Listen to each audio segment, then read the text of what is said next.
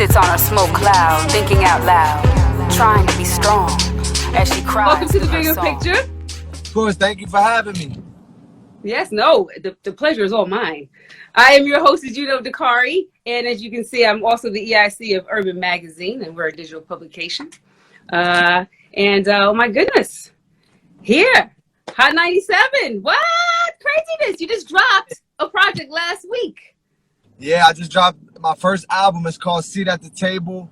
What I did was, I try to get all the hottest, youngest energy, especially from the city, on this first project. And of course, we got other features like Cowboy from Chicago and Sada Baby from Detroit.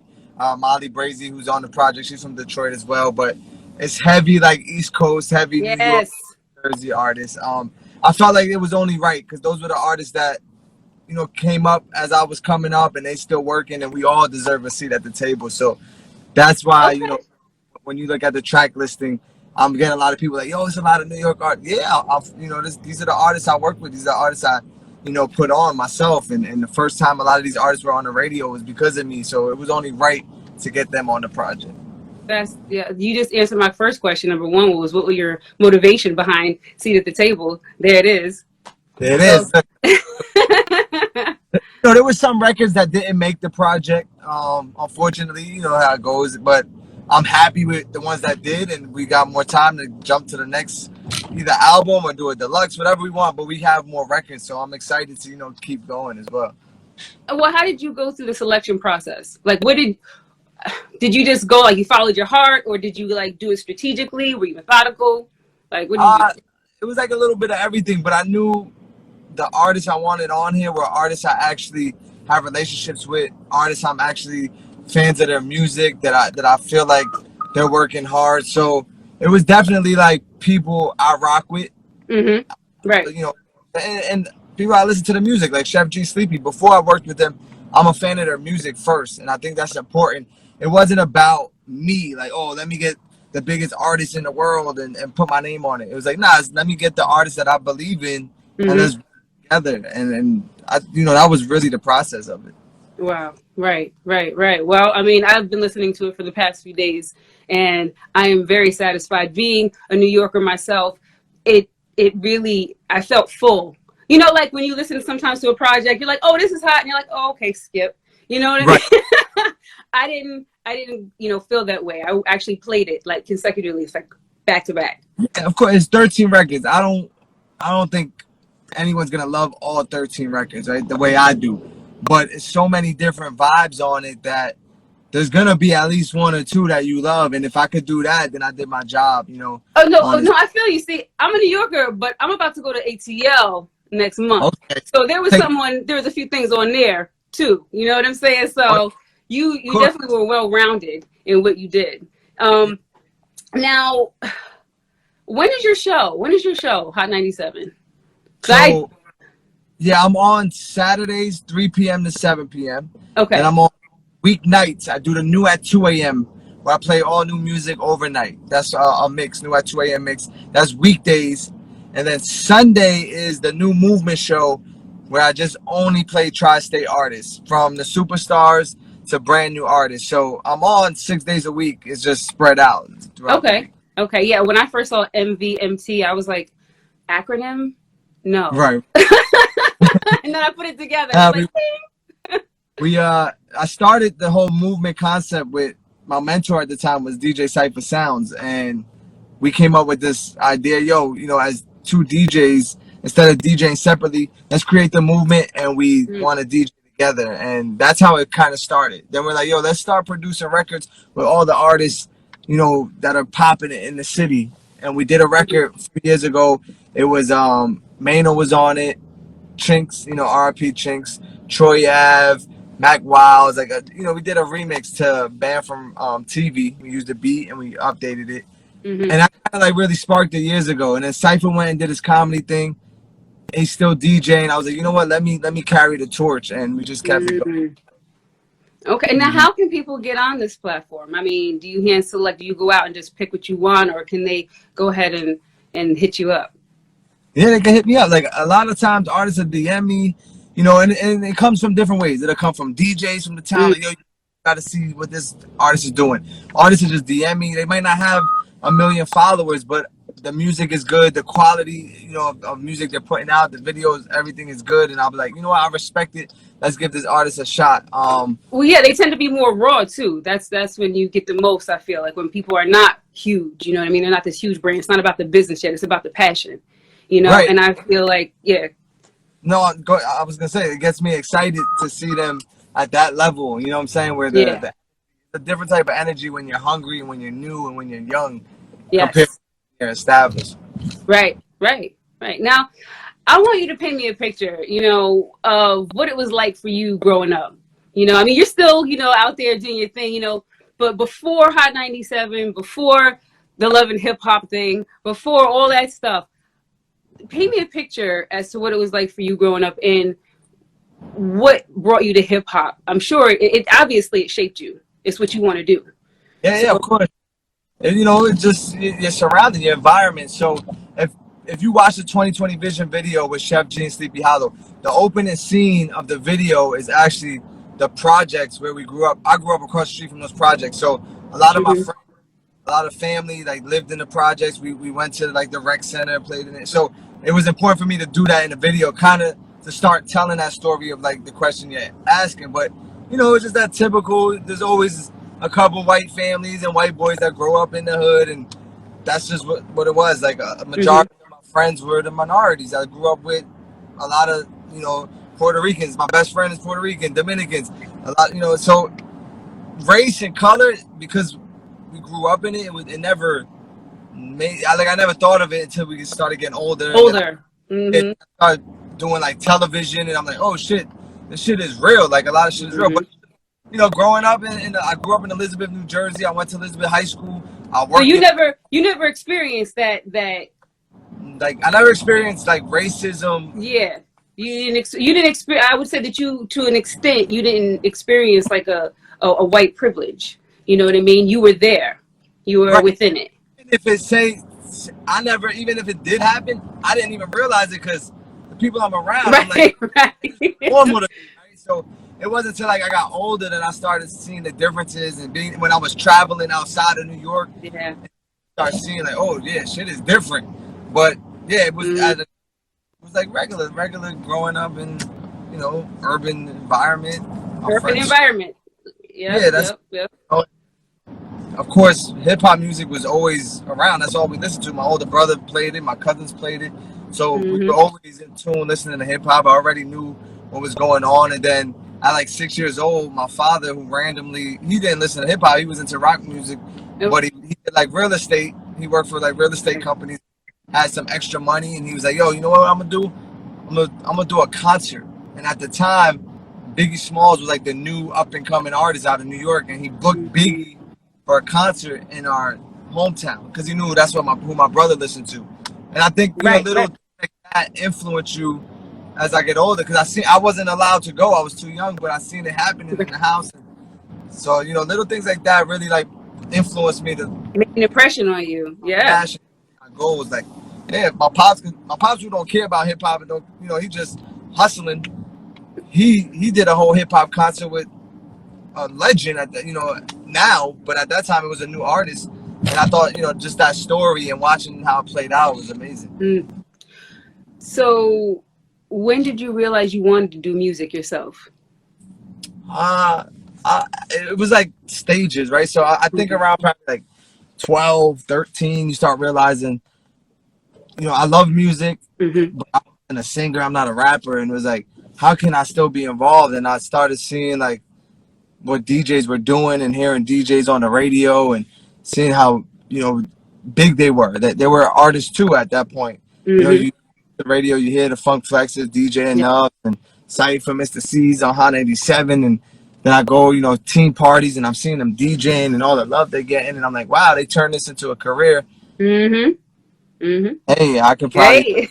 Hey. So it was like, all right, let me see what I could do, and you start doing it as a hobby and DJing baby showers and high school parties and all that. Then, you know, you just start creating a brand, creating a name, and go from there. Now, work. Now you were producing a radio show before you had your own show. Right. For Angie Martinez. Yes. Tell me what that was like. I mean, because it's Angie Martinez. She's iconic. You know, Jay-Z won't interview with anybody else. Right. You But know what I mean? that's like, that teaches you, like, well, taught me how important relationships are from the very beginning, right? So you have someone like Hove, who Angie showed nothing but respect for when he was coming up. And now he's one of the GOATs. And you see how in exchange, it's like, yo, Jay don't want to talk to no one but Angie. But just being around her, you learn so much how to carry yourself. Not just the talent of like radio. You learn just as a person the right way to move, the right way to talk to people. And you can't go to school for that. You can't pay online to take classes like that. So it was a blessing for me to be able to be around her and just absorb, you know, the way she moves. So I'm thankful all the time too. Shout out to I see everyone in the chat. Now, how did you go from producing Angie's show to your own? Like, was it a smooth transition? Was it was smooth, but you know, I was producing shows even before Angie. Like when Angela Yee started Lip Service on Sirius. Okay. I was helping like board op for that show and do Cypher's morning show on Sirius XM early on, and learning how to do the boards and all that. And it was a transition time at Hot 97 where people started leaving and changing. Then Angie went to Power. So it was like during that time when all this change was happening, you know, people like myself were able to grow. Right. Yeah, it was a smooth transition, and I already knew how to do everything. So it only made sense, you know, to kind of take over and start producing my own show in a sense. Excellent. Well, I mean, look at you now. A lot more. I still got a lot more to do and a lot more growing to do. Okay. But, so when you say that, what do you mean? Just, you know, as like, it's weird because I'm on the radio, but I don't have a prime time slot, but I get treated like a prime time jock, if that makes sense. You know, it's like people in the city know me for, you know, it's like when you think of Drewski, you think of Hot 97. So I established so much, but without a lot. I don't know how to make sense, but it's just like, yo, I don't even have a prime time slot on radio. If when I step outside, they know, oh, that's Drewski from Hot 97. So I'm saying, like, imagine if I'm in a bigger position, there's still much more to grow as far as like a DJ as well, and you know, producing records now, and this is all part of the story. But I don't even feel like, I feel like now we're just getting started when it comes to like the whole Drewski brand and Drewski story. It's like, well, you had a huge commercial. You had this huge commercial with Love and Hip Hop. Oh, Love and Hip Hop, yeah, that definitely. But you have that to was smart. That was right. Like I feel like it's hard for DJs, for artists, for any creative. So you got to take any opportunity and maximize it. And like you said, that's what it was. It was a great commercial. I went from DJing locally to DJing around the world just off of one opportunity. So you got to be thankful, but also you know how you got to know how to position yourself too. Yeah, understood. And you're still with Skye, right? Yes, she's actually driving right now. Hi, Skye. Hi. And you guys, you're still doing the business together? Yeah, of course. Okay. Going on, we did some HGTV stuff during the pandemic just to, you know, stay busy and have fun. But there's a lot of ideas that we've been talking about, and just even in our life and our relationship, things are transitioning too. So, you know, there's gonna new energy coming. So, you know, we're excited now that we got out, you know, coming out of the pandemic slowly. Yes.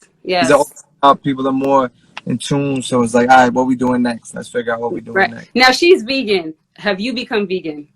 No, but I did cut out. I love chicken, but I did cut out beef and pork for like 3 years now. Probably like 4 years now. Okay, that's a step, right? That's a huge step. That's a start, yeah. For me, someone like me who that's all I ate. To now don't eat like cheeseburgers, nothing like. You know, once in a while I might get caught slipping if I order like Chinese food and there's like pork fried rice and I didn't know, but I don't really like go out and order no beef, no pork, none of that. Right. And it does. Being around her definitely helps. Yeah. No, I commend her because I go back and forth between pescatarian, vegetarian, vegan. I don't know. That's a whole nother beast. Even for her to like Seriously. cook chicken for me, I'm like, damn, you gotta be strong to do that as a vegan, to sit there and Hmm. cook and not eat it. Like, nah, that's crazy. Yeah, yeah, yeah. I don't know. The wings are hard to pass up. I tell you that.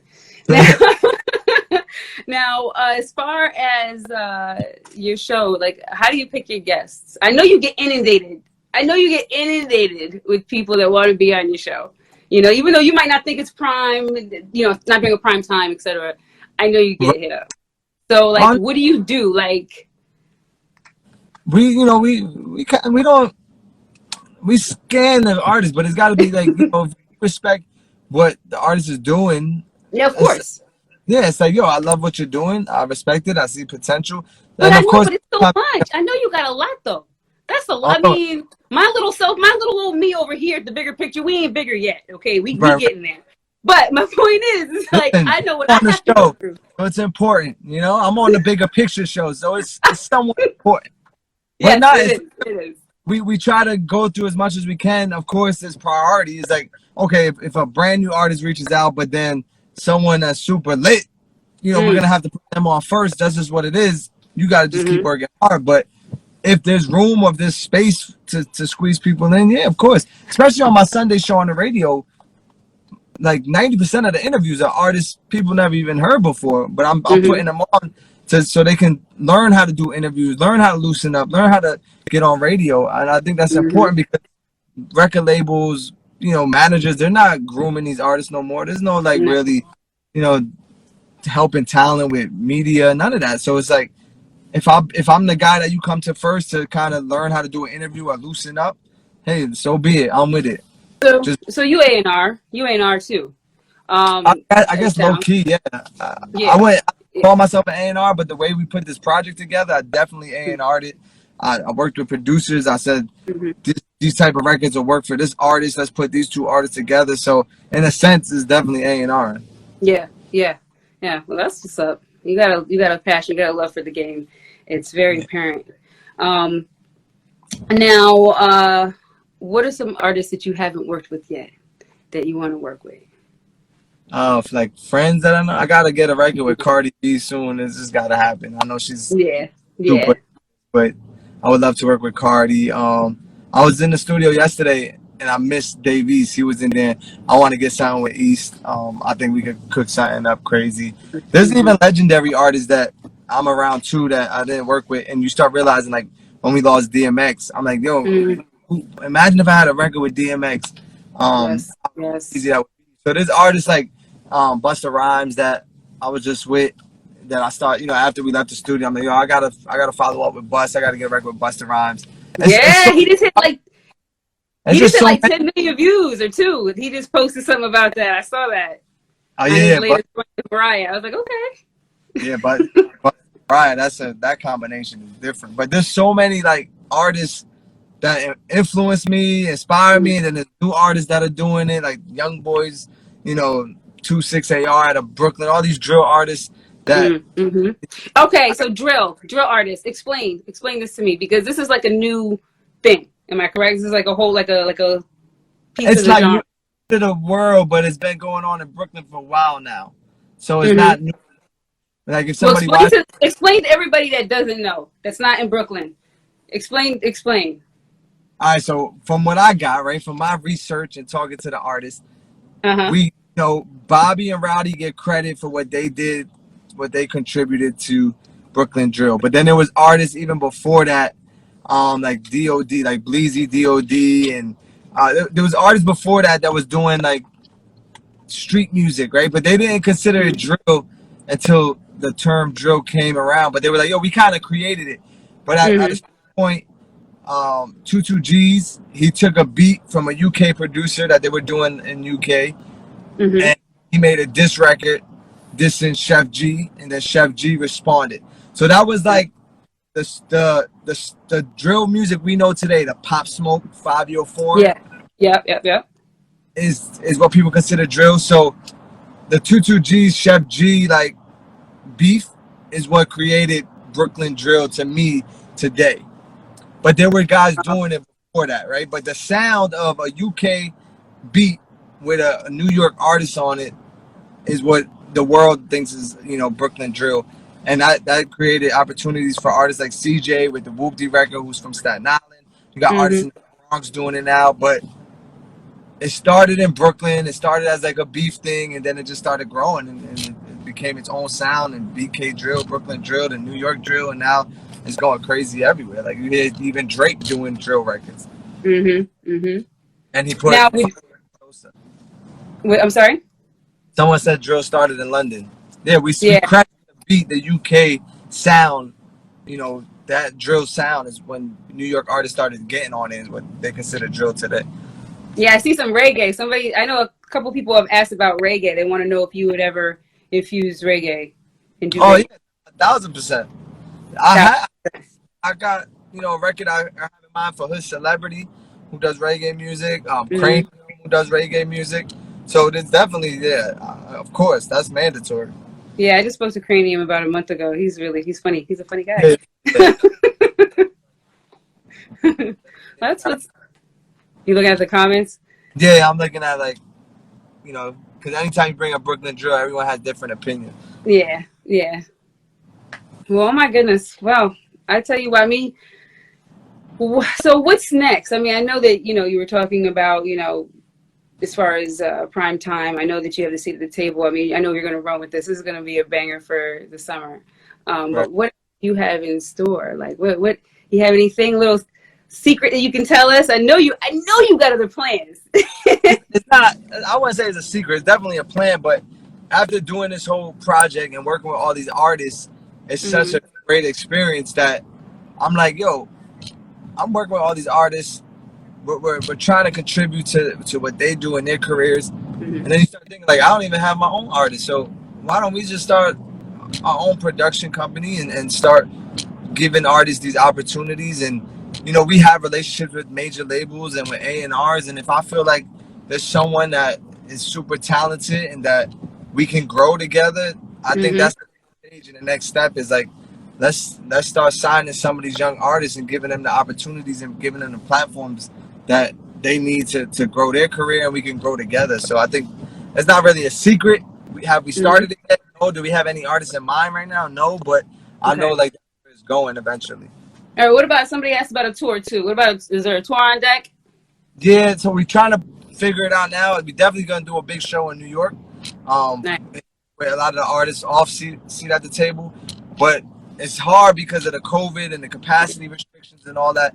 So a lot of promoters don't want to take a chance yet. We just did a show with Fabio Foreign in the same theater my dad did the Biggie show. We did one with Fabio. Wow. Yeah, and we sold out, right? The concert sold out. But then people been locked in the house so long that once they, the friends and the family and the guests of the artists, they got on stage. No one wanted to get off stage. At a certain point, there was like 200 people on stage. Wow. Fabio to perform. We had a whole rehearsed set and everything. He came out. He tried to start performing, and then the fire department shuts the sound off. It was like a hazard, capacity, this and that. And now the show's over. And it's like, we don't want that to keep happening. So we want to make sure the venues are like ready for the type of events we're bringing. Yeah, absolutely. Yeah, well, I'll be waiting. I'll be waiting for some dates. You're invited to the party. That's what's up. So, I mean, you have any shout outs you want to give? Nah, just shout out to you for, having me on the show. I appreciate it. Oh, that's very generous and very kind of you. I do appreciate that. No, seriously, I mean, you taking time out of your busy schedule to talk to me. And yeah, I mean, everybody, if you haven't already listened to A Seat at the Table, you need to do so. Yes, because it's hot. The shit is hot. Videos out. And before you go to Atlanta, maybe you could be a guest. We do the New Movement Live on Mondays. It's like a YouTube show where we play all the artists. It's like a review show. So before you go to Atlanta, you're invited to come be a guest on the New Movement Live. Oh, bless. Thank you so much. I would love it. I would love it. I'm sorry? So let's just put it together. All right. Let's make it happen. And I can be my complete self on there. Yeah, don't be Miss Nice. You gotta because this is nice, Dakari. All right. Yeah. we don't want the blonde hair Dakari. We want like the real black hair Dakari. I got you. I got you. All right. Well, thank you again, Drewski. I really appreciate it. And everyone, again, go cop Seat at the Table. It's streaming everywhere. And yeah. All right. I hope everyone stays up, stay focused, stay blessed. Appreciate you. All right. One. Good weekend. Yes, you too.